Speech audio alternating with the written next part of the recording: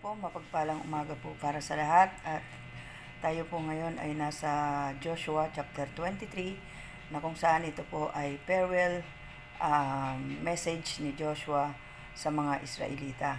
Ito po ay ating itatakal today. Ano nga bang napapaloob sa mensaheng ito ni Joshua? 23 and 24 is the message, a farewell message to the Israelites. Yan. Bago yan, salamat po Diyos sa pagsama sa amin sa araw na ito. Pagpalain niyo po ang mga salita mo, God. Pagpalain niyo rin po ang nakakapakinig ng salita mo. Pagpapala po sa kanila ng karunungan at ng pag-iingat, O God. Yes, O God. At maging sa kanilang pamilya, O God. Yes, Lord. Ikaw ang mapapurihan at ikaw ang maitaas sa pamamagitan ng pag-aaral na ito in Jesus' name. Amen. So, ito pong na ito ay sabi nga dito sa verse 1, Much later, the Lord gave Israel security from their enemies around them. By the time Joshua was very old. So, sobrang matanda na si Joshua dito. So, he called all Israel, the elders, the leaders, the judges, and the officers of the people and said, I am very old. You have been everything. You have seen everything that the Lord your God has done to all this nation because of you. The Lord your God has been fighting for you. I have assigned as the possession of your tribes that the land, the nation that are still left, as well as the of all the nation that I have already conquered, from the Jordan River to the east to the Mediterranean Sea in the west. The Lord your God will make them retreat from you, and he will drive them away as you advise. You shall have their land as the Lord your God has promised you. Advance po, hindi advice. So, purihin ang Panginoon sa kanyang mga salita, no, na kung saan itong ina-address na ito ni Joshua sa kanila ay pagpapaalala na kung ano ba yung ginawa ng Panginoon para sa kanila. Una sa lahat ay yung faith and trust in God's promises, na kung saan ay binigay ng Panginoon yung pagsama niya sa bansang Israel na ito. Sabi nga dito, the Lord your God will make them retreat from you. No, ang Panginoon ang gumawa ng kaparaanan. Ang Panginoon, sa pamamagitan ng kapangyarihan ng Panginoon, tinalo niya ang lahat ng mga kaaway. Gayun din ang nakita po natin yung ginawa niya sa Jericho, di ba? Na kung saan ay sila lamang ay nag-awitan at ng ika-6 na araw, di ba? Nag-declare na at pinabagsak ang Jericho sa pamamagitan lamang ng pagsisigawan at pag-aawitan, no? Pero hindi 'yon sa pamamagitan ng kanilang tabak, hindi 'yon sa pamamagitan ng kanilang lakas. And sabi niya dito, the Lord your God will make them retreat. You will have drive them away as you advance. So, upang mapuntahan nila yung promised land na ipinangako ng Panginoon sa kanila. Sabi sa 6, so be careful and obey and do everything that is written in the book of the law of Moses. Do not neglect any part of it, and then you will not associate with these peoples left among you, or speak the names of their gods, or use those names in taking vows or worship those gods, or bow down to them. Instead, be faithful to the Lord as you have been till now. So, basahin ko po ito sa Tagalog. Verse 6 to 6 and 7. So, sabi niya dito, sa verse 6, magpakatatag kayo at sundin ninyo ang lahat ng nasusulat sa aklat ng kautusan ni Moses. Huwag kayong lilihis sa anumang pinagutos nito. Huwag kayong makikisalamuha sa mga bansang natira pa sa lupain ninyo. Huwag kayong mananalangin sa kanilang mga Diyos-Diyosan. Huwag kayong manunumpa sa pangalan ng mga ito. At huwag din kayong sasamba o maglilingkod sa kanila. Sa halip ay manatili kayong tapat kay Yahweh, verse 8, na inyong Diyos, gaya ng ginagawa ninyong hanggang ngayon. Dahil dyan pinalayas niya ang maraming malalaki at makapangyarihang bansa. Pagdating ninyo at wala pang makatalo sa inyo, pagdating ninyo at wala pang nakakatalo sa inyo hanggang ngayon. Ang isa sa inyo ay kayang patakbuhin ang 1,000 kaaway, sapagkat si Yahweh ang inyong Diyos, ang siyang nakikipaglaban para sa inyo, tulad ng kanyang ipinangako. Purihin ang Panginoon, di ba?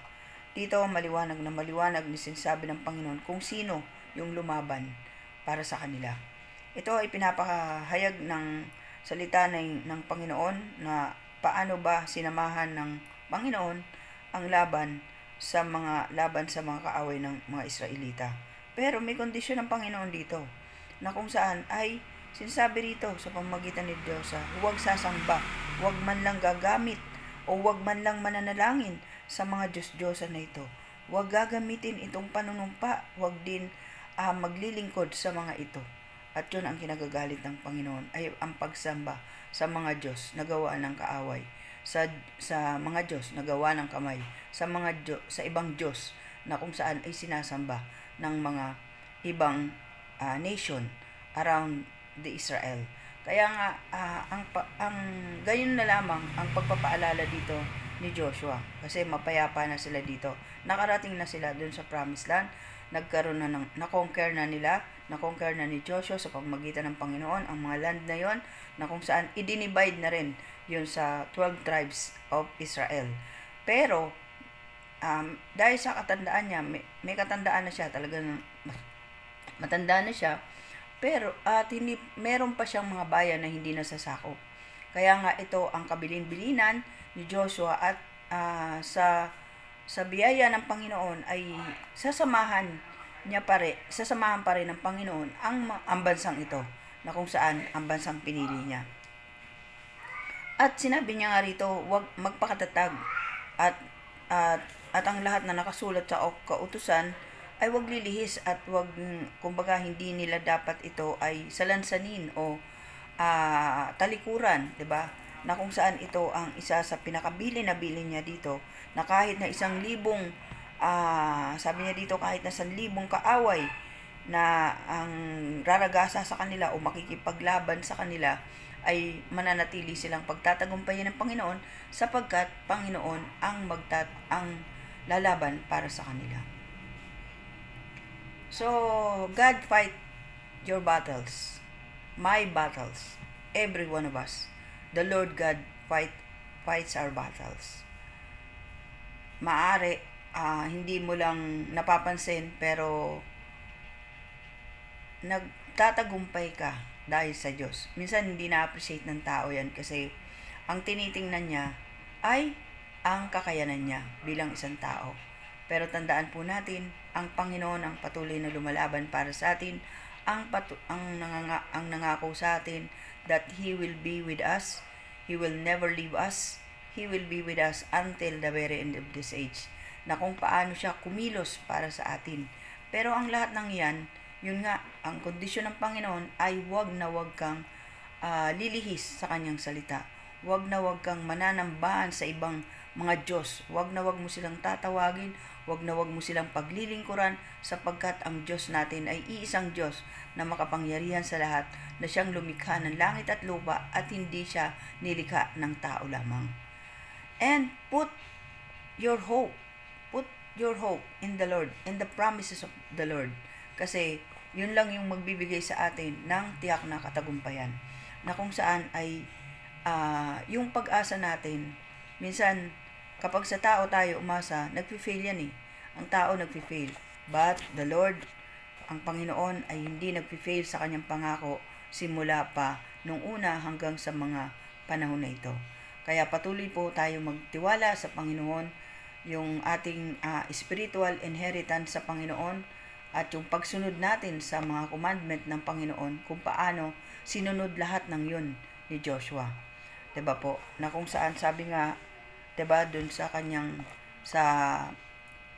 unang chapter, ay sabi niya ng Panginoon doon, read the scripture, meditate on it day and night, no? Na kung saan ay patuloy na lahat yun ay sinusunod ni Joshua. Lagi niyang binabasa ang book of the law of Moses, na kung saan ay sabi nga, 'di ba, that so that you may not turn aside from it to the right or to the left. Huwag ka na tumingin pa ng iba pa, Huwag ka nang maghanap pa ng iba. Panginoon lang. So, dun ka lang dapat nakatingin at siya lang dapat ang makita. Makita mo sa buhay mo. So, kapatid, gaano ba kahirap yung pinagdadaanan mo? Gaano ba kahirap yung mga problema na dumarating sa'yo? Hindi po tayo exempted dyan. Lahat po tayo ay dumaranas niyan. Sabi nga po, di ba, ang lahat ng tao lahat yan dumaranas ng mga pagsubok. Lahat yan. Hindi exempted ang mga Christian. Hindi dahil Kristiyano ka na ay exempted ka na sa problema. Hindi po. Wala po sa Bible yan. Lahat po tayo, pagdadaanan po natin yan. Kung paano po ang Israelita, ang mga taga-Israel ay dumanas sa wilderness ng 40 years in the wilderness. Ganun po sila kahaba na tinesting ng Panginoon. And generation by generation, di ba po, unti-unti, di ba, hanggang sa generation na to ni Joshua na ano sila. Kumbaga, nasala na sila, di ba? Kaya ganun na lang ang kabilin-bilinan ng Panginoon sa pamamagitan ni Joshua na manatili sa Panginoon. Basahin ang banal na aklat. Basahin ang Book of the Law. At sa atin po ngayon, meron tayong banal na aklat na magiging sandigan natin sa buhay na ito. At yun lamang po ang katotohanan. Hindi po yung mga sinasabi ng tao, hindi po yung mga sinasabi ng pamunuan, hindi po doon tayo dapat mag-rely. But read the Bible, the Scripture himself, ang magsasalita sa atin. Ano ba yung gustong iparating sa atin ng Panginoon? At manatili tayo sa Kanya. Sabi nga, di ba, sa New Testament, sa pamamagitan ni John, if you remain in me, in my words remain in you, then you will ask what you wish and you shall have it. Di ba? At manatili tayo sa sinasabi ng Panginoon, manatili tayo sa presensya ng Panginoon upang kahit na makarinig tayo ng iba-ibang mga nagsasalita sa atin, alam natin na yung sinasabi niya ay katotohanan. Baka po misinterpret po ng ilan dyan na hindi na ba kami pwedeng makinig? Ganon. So, hindi po yun ang ibig kong sabihin. Ang ibig ko pong sabihin, dapat po tayo po ay nagbabasa ng banal na aklat upang kahit na po sino yung pakinggan natin, kahit na po makarinig tayo ng ibang mga tagapagturo, alam natin na nasa Bible po talaga yung sinasabi niya. Di po ba? So, napaka-importante po yung pagbabasa natin. And dagdag na lang po yun sa kaalaman natin. Pero first, ay manangan po tayo sa banal na aklat. At ang Panginoon po ang magsasalita sa atin. Sabi nga niya, di ba? Call to me and I will answer you and give you and reveal you a great and unsearchable things you do not know. Diba? Na kung saan ay talagang i-reveal ng Panginoon sa atin yun. I-reveal ng Panginoon yung mga bagay na hindi pa natin alam. Just meditate the scripture, pray, ask the Lord wisdom for it, diba? Na para makasunod tayo. Tayo po ay nasa laman pa ng makasalanan. Tayo po ay nandito pa sa mundo ng kasalanan, mundo ng kapigatian, mundo ng temptation. Tandaan po natin ito. Hindi tayo makakapanalo kung wala tayo sa Panginoon. At tandaan din po natin na kapag tayo po ay dumaranas ng mga bagay na mahirap para sa atin, tingnan na lang po natin ang ginawa ng Panginoon sa bansang Israel, na kung saan kahit na nga po ay sila ay bansang pinili ng Panginoon, dumanas po sila ng pagdidisiplina ng Panginoon. May mga masasakit po na pangyayari na ating mararanasan na iparte po ng pagdidisiplina yan upang tayo po ay masanctify, diba? Like a gold, diba? Na kung saan ipinupurify yun sa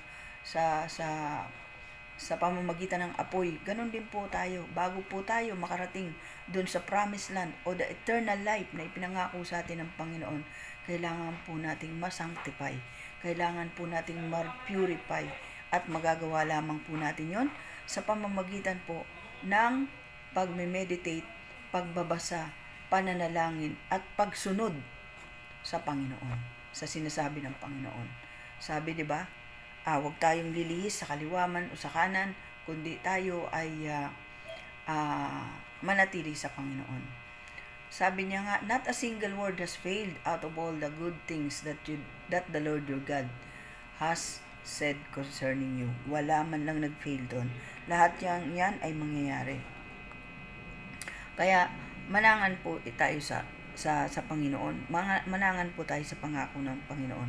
Kumapit po tayo sa Panginoon, hindi po sa mga bagay na naririto po sa mundo, hindi po sa mga akala natin, ay, kahit na gaanong kalakas pa ang taong yun, gaano pa ka-impluwensya ang taong yun, tandaan po ninyo, nag-fail po yan. Pero ang Panginoon hindi. Kaya panghawakan po natin ang promises ng Lord. Tingnan din po natin tong nasa verse 14 up to 16. Malapit na akong pumanaw sa daigdig na ito. Alam ninyo sa inyong puso't kaluluwa na tinupad ng Diyos ninyong si Yahweh ang bawat mabuting bagay na ipinangako niya sa inyo. Wala siyang hindi tinupad. Ngunit tulad ng lahat ng magagandang bagay na ipinangako sa inyo ay tinupad ni Yahweh, maaari rin niyang gawin sa inyo ang lahat ng mga masasamang bagay hanggang sa kayo'y malipol sa mga saganang lupaing ito na ibinigay ni Yahweh na inyong Diyos. Kapag hindi kayo tumupad sa kasunduang ibinigay niya sa inyo at kayo sumamba at naglingkod sa mga Diyos-Diyosan, paparusahan niya kayo. Maliwanag po ito. Amen po. Na kung saan ibinigay ng Panginoon ang blessing, ibinigay niya ang pagpapala, ibinigay niya rin yung kaparusahan na kung ano ang mangyayari sa iyo, sa atin, nangyari na sa kanila, ang kaparusahan. Diba po? Ang pagsuway, ano nga ba ang mangyayari sa iyo? Maliwanag po na inilalagay dito. Kaya tayo po ay merong dalawang pagpipilian lang. We have two choices, mga kapatid. Sa Panginoon ba tayo o sa mundong ito? The Word or the Word. Diba? We don't have time to live. Maaari mamaya, bukas, darating ng Panginoon. Pero ang tanungin natin sa sarili natin, karapat-dapat ba akong humarap sa Diyos na buhay? Karapat-dapat ba ako sa iyo, Panginoon? Ipanalangin natin ang ating sarili, ang ating pamilya, ang ating bansa, ang bawat isa na makarating tayo sa lupang pangako. Na makamta natin ang ipinangako ng Panginoon upang tayo ay magkaroon ng kapayapaan sa ating buhay. Makamit natin ang hindi natin nakamit sa mundong ito. Tandaan po natin, anuman ang gawin natin sa mundong ito, hindi natin makakamit ang tunay na kapayapaan, kaligayahan, man yan o anuman.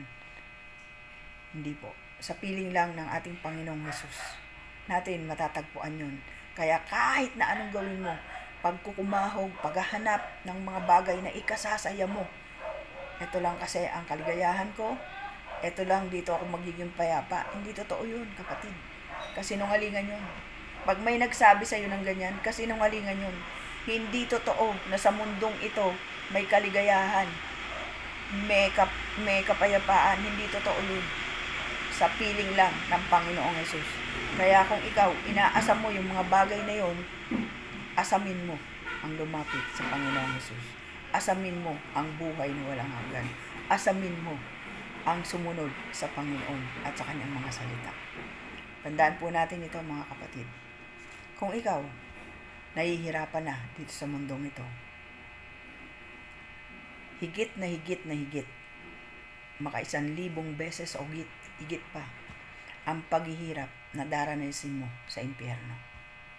Kaya, kapatid, kung ako sa'yo, huwag mo nang hangarin pa yon.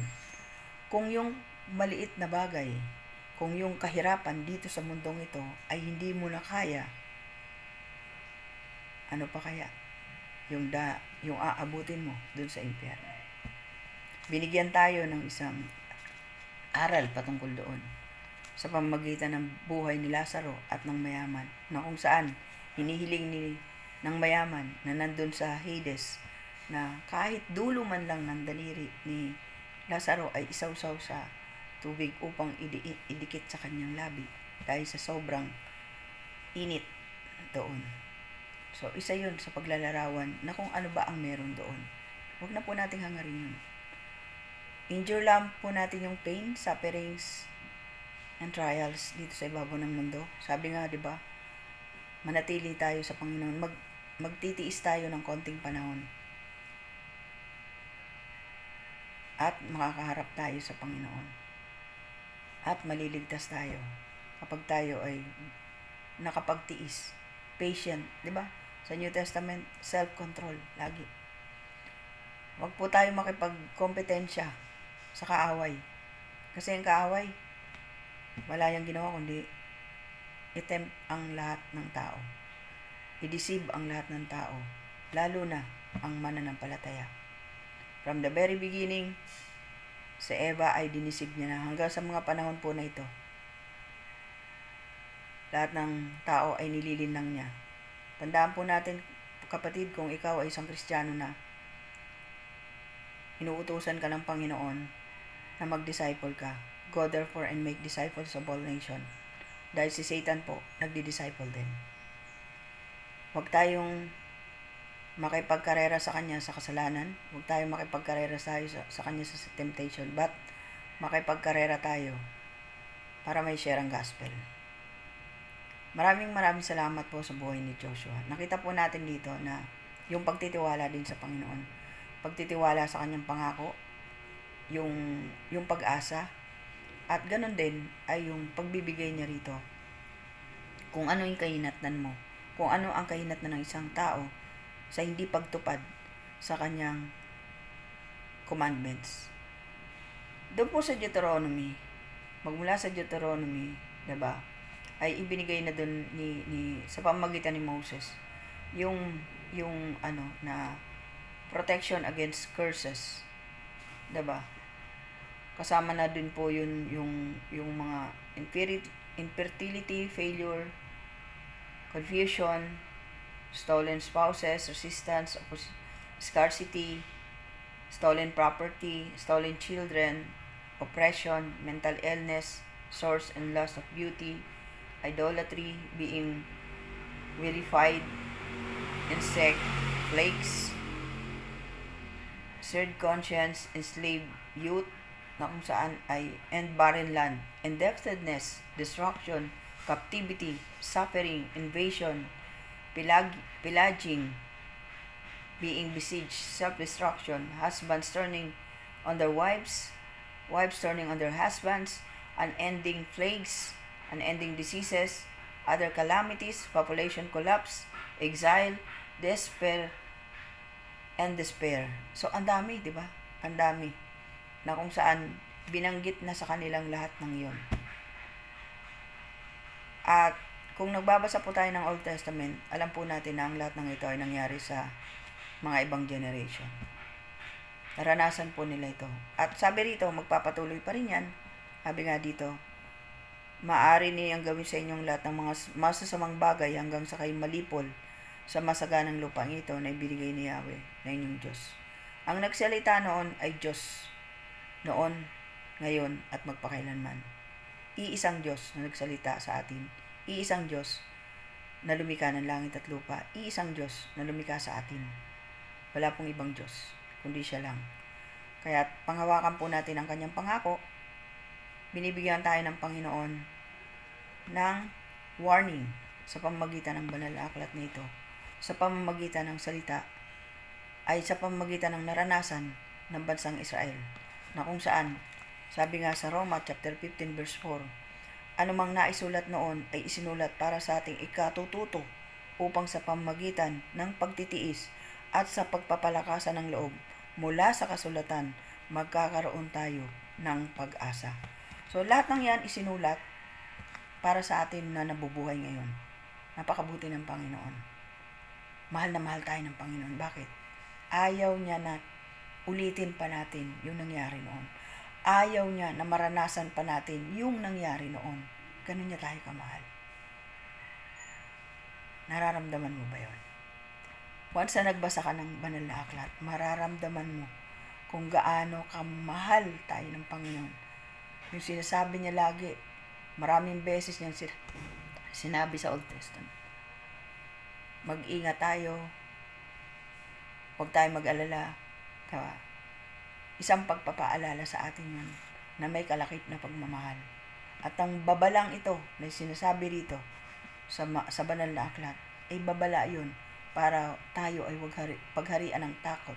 Huwag tayong pagharian ng kahinaan, bagkos ng kalakasan, sapagkat yun ang spirit na ibinigay sa atin ng Panginoon through our Lord Jesus Christ, sapagkat ang Diyos nating Panginoon na nagpakahirap sa krus ng Kalbaryo ay nagtagumpay laban sa kamatayan.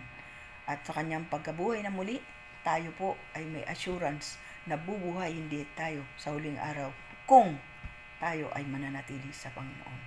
God bless everyone, at nawa dalangin ko ang pagpapala ng Panginoon ng karunungan sa bawat isa, a divine wisdom for every one of them. God bless and your family also, and always na manangan sa Panginoon. Mapagpalang araw.